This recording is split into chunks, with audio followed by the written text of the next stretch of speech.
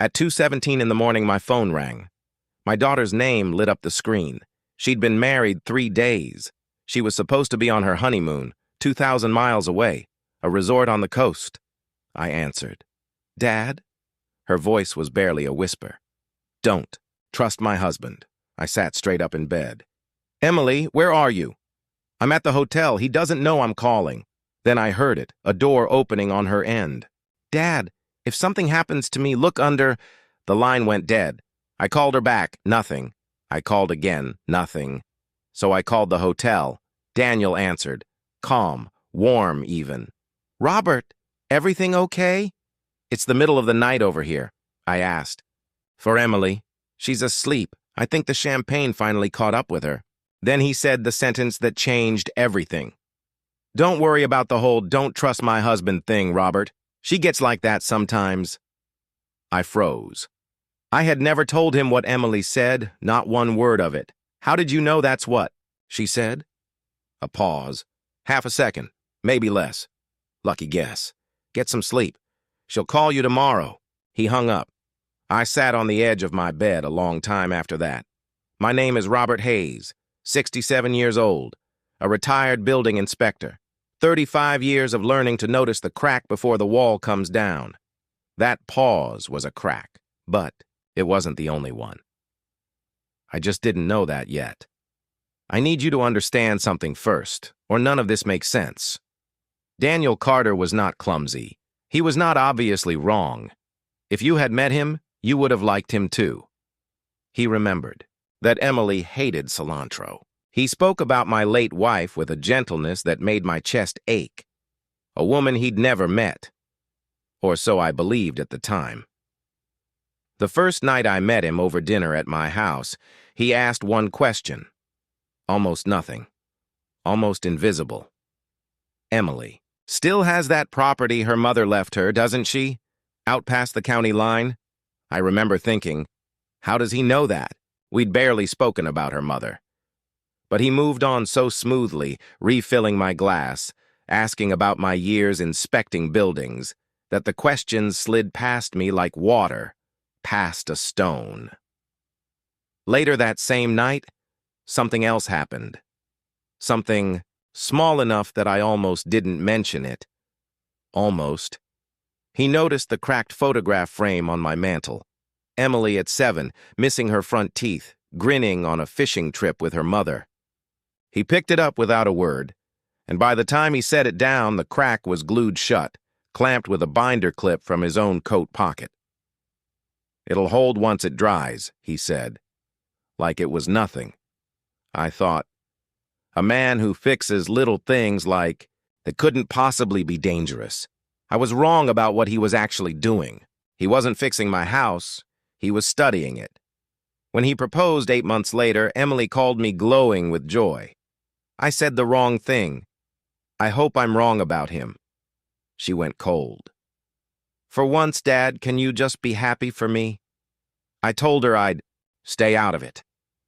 That single sentence became one of the worst mistakes of my life, because staying out of it meant Emily believed for a long time afterward that she couldn't come to me at all. I think about the year her mother died. Emily was 23. For 3 months straight, she came to my kitchen table every Sunday and just cried. No explanation needed. I told her, "You don't ever have to carry this alone. Not while I'm still standing."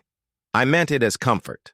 I didn't understand until much later that I'd also made a promise, one I very nearly failed to keep. A few weeks before the wedding, standing in my own kitchen, Daniel said something quietly. "Emily's emotional, Robert. Sometimes she imagines problems that aren't there." I nodded along. I didn't understand what that sentence actually was. I would understand it later, and when I did, it would turn my stomach. There were other things, too. Small on their own. Together, they didn't sit right. He knew Emily's phone password. He managed all their money. He discouraged her from keeping her apartment. He tensed just slightly whenever Emily and I spoke alone, and there was Walter. My business partner of 30 years met Daniel for the first time at that same dinner. He shook Daniel's hand and said, "Good to finally put a face to the name." Before I'd introduced them, I thought it was odd. I let it go. That's the thing about 30 years of friendship. It makes you blind on purpose. At the wedding reception, Emily pulled me aside. "Dad, did you ever keep Mom's old property papers from before she passed?" I laughed it off. Sentiment, I figured. A daughter wanting a piece of her mother on her wedding day. Somewhere in the attic. "I'll look when you're back." She squeezed my hand and walked away. I thought nothing more of it. I would think of nothing else later. Father, everything is wonderful. The honeymoon started with cheerful texts. A sunrise photo. A laughing voice memo about the breakfast buffet. Then, on day 3, silence. I told myself newlyweds don't check in every hour. I sent a text anyway. "Everything okay?"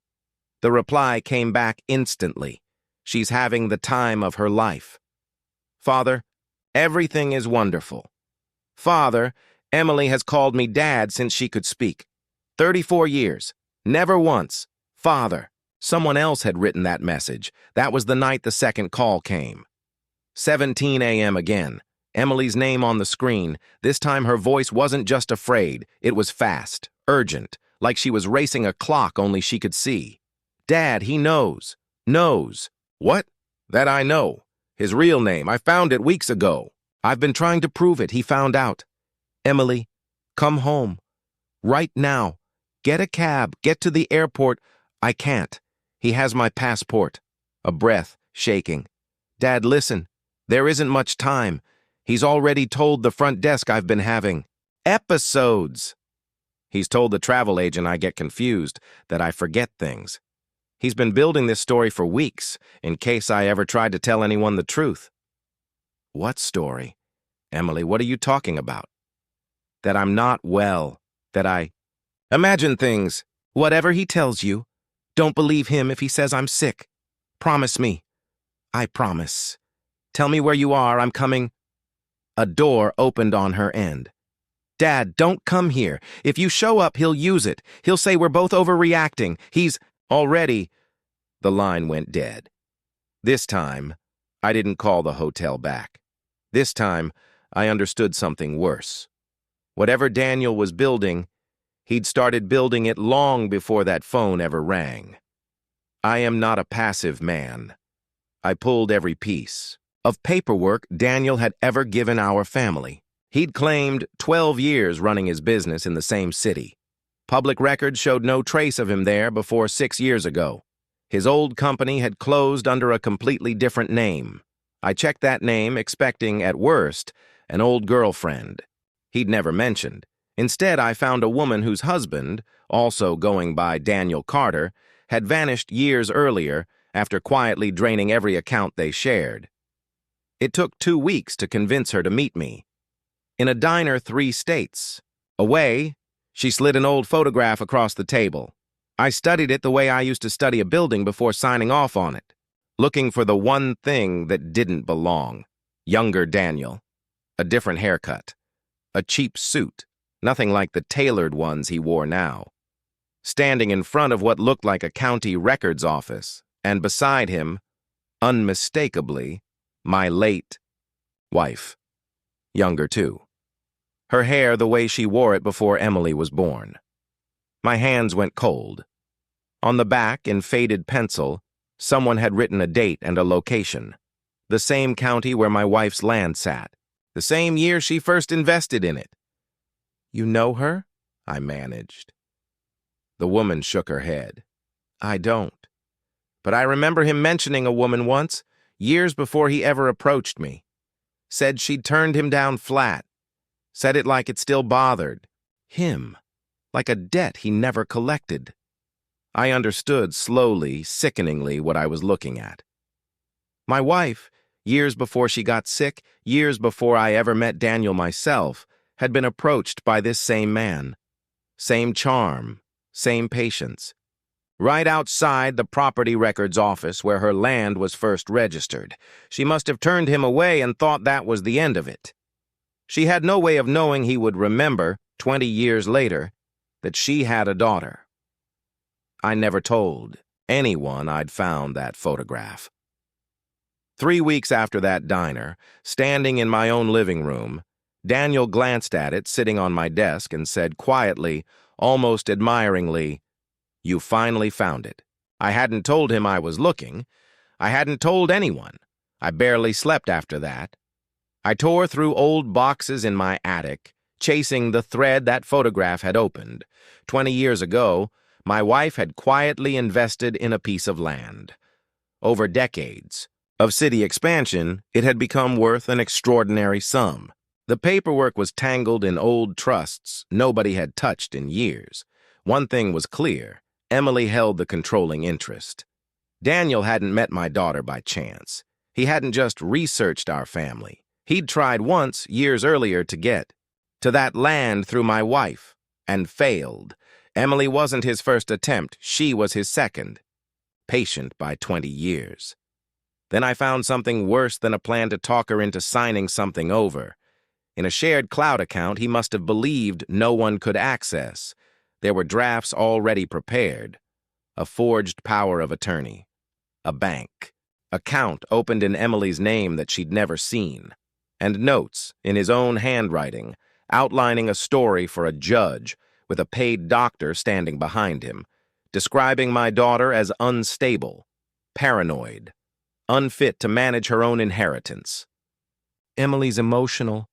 Sometimes she imagines problems that aren't there. He hadn't been managing me. He'd been rehearsing his testimony for a courtroom he'd been planning since before I ever met him. The hotel's night manager had been uneasy for days. Eventually, she told me Emily had asked her to hold a second phone. One Daniel didn't know existed. On it was a video, recorded the same night as that second call. Emily, in a locked bathroom, pale under the light. "Dad, if you're watching this, I need you to know some things. I found out about his old name a few weeks before the wedding.